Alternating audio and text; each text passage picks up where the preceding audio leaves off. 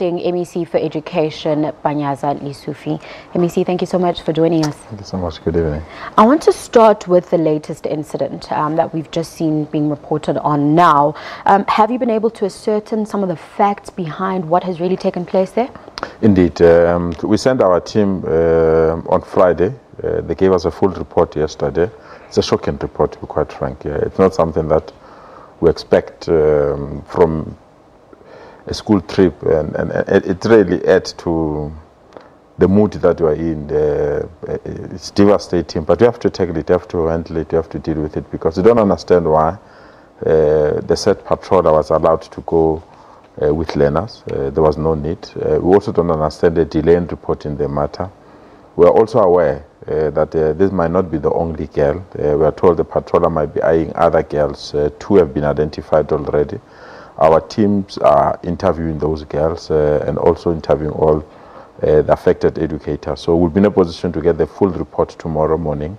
On the basis of that report, I want to assure parents and assure everyone, especially the community around that school, that we'll act decisively as the department. I'm glad that you mentioned the fact that it's shocking that it was reported this late. Do you think it was reported because last week and you know, for the entire week, we've been hearing about the number increasing from the pupils that were sexually assaulted in Soweto? So do you think that people are now coming to the fore saying that we've also been sexually assaulted at school? Definitely, no doubt about that, because it was during that period that I got an anonymous message that indicated to me that there is this matter, and the person that was reporting to me said that she suspects the school is hiding this matter, and they were requesting that I intervene, and we deployed our team to go there to gather evidence. And when they came back with that evidence, it was devastating. I mean, that's a 17-year-old girl, and the process of reporting and the process of getting information was also very difficult, because initially I'm told the girl was not cooperating, and when I spoke to social workers, they said it's part of the symptoms, that you feel that you want to be alone, you don't want to be interviewed, you don't want to be interrogated, and you don't want to relate the story, because other people were making some accusations as well that no, it's a relationship, therefore it's not a rape. So we'll get that information tomorrow, and we'll be in a position to attend to it and deal with it decisively. Let's shift our focus to safety in schools. I think every parent who takes their child to school takes them knowing that, or hoping that their child will definitely be safe. How safe are our schools? No, they're definitely safe. I think the schooling environment is not a war zone. I think the school environment is conducive for learners to play, for learners to interact. And but how do we get to 87? It's an isolated incident that we have to attend to. That is why we have left no stone unturned, that you can't have such a high number in one school. And therefore we have to put all the systems to ensure that we arrest it and deal with it. But generally, I mean, we've got 2.3 million learners daily coming to our schools. And in the last 8 or 7 years, we've never had an incident of this magnitude. And that's the reason why we are reviewing all the reporting mechanism. And that's the reason we've also taken an action against the principal, the senior management of the school. We've appointed an independent team just to go through the evidence, and have also brought in the police to assist us to strengthen and also to ensure that the safety of our learners is indeed taken care of. We have brought new security company at the school. We are also putting new cameras at the school, CCTV cameras, so that we can observe every moment of that particular learner. I can assure you, we'll turn that school to be a model school of taking care of our children, of supporting our children, and giving them the necessary comforts that they deserve. MEC, you've been in meetings throughout the week with parents, governing bodies, as well as leaders of schools as well. I mean, you mentioned earlier on when you arrived here, saying that you've been in meetings all day.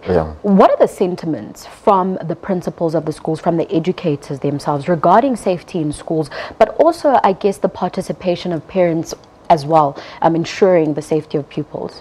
Well, they feel helpless. I mean, the discussion that I just had with leaders of various schools, SGBs, they feel helpless because all of them need resources. They really believe that they will wish every school to have a CCTVs, they will wish every school to have security guards.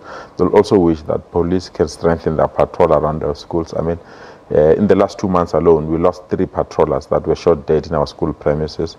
Last week, one was shot in the lake. So It's very, very difficult, but we strongly believe that if we can manage this situation with community structures, we'll be in a position to yield the necessary results that we need. So what are the consequences for those who will be found guilty for these crimes? It's very difficult. We really feel that we have to be decisive because the interests of our children come first. There's no way that will protect any particular individual within the entire system, because if you take this case into consideration, it means the entire education system has failed our children. So we need to find a mechanism of defending those children and giving them all the necessary support that they need. And we're quite convinced if any finger points to any particular individual, will act, but not only act, but act decisively. MEC, I think a good way to wrap up would be to look at the way forward. Yeah. You've had the meetings, you've had the discussions. What's next in terms of practical solutions going forward today, tomorrow, and I mean in the future as well, ensuring that children are safe? Is to recall all the scholar patrollers, revet them, so that by the time we send them back to school, we are dead sure that we are sending people that can protect our learners. But secondly, is to also ensure that we appoint every teacher in every school to be our contact point, so that every learner that has a problem in the school, they know there is this particular teacher that they can trust, and then they can relate the story. And we as a department, we have to consolidate and review all our policies immediately. Do you think things like guidance teachers should be brought back?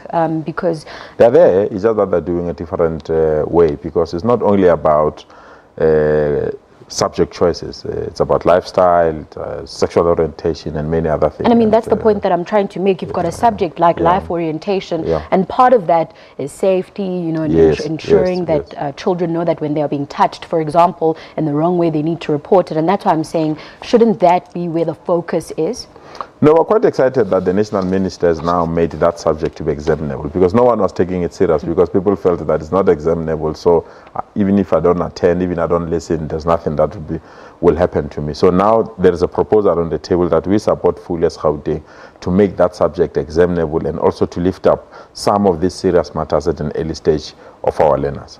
Now, these incidents that we've been seeing are in Gauteng, and you're the Gauteng Education MEC. In terms of support at national level, do you feel you're getting that necessary support? Definitely. I mean, the Gender Commission has given us support. The National Minister of Basic Education has given us support. The Minister responsible for women and children has given us support. NGOs across the country have been giving us support. And I would like to thank them and appreciate the kind of support that they're giving us. And that's why we are quite convinced that we'll be in a position to arrest this situation. MEC, we'll have to leave it there. Thank you so much for the amazing work that you're doing. Thanks for your time. Truly appreciate it.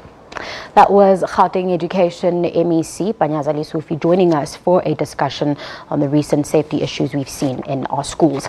Now, not only is the child murder rate increasing in South Africa, but the levels of violence against children are also intensifying. This is according to NGO Molo Songololo, an organization which aims to advance the rights and protection of children. Statistics released by the SABC shows that in 2014-2015, 969 murder cases were reported against children, an increase of more than 100 compared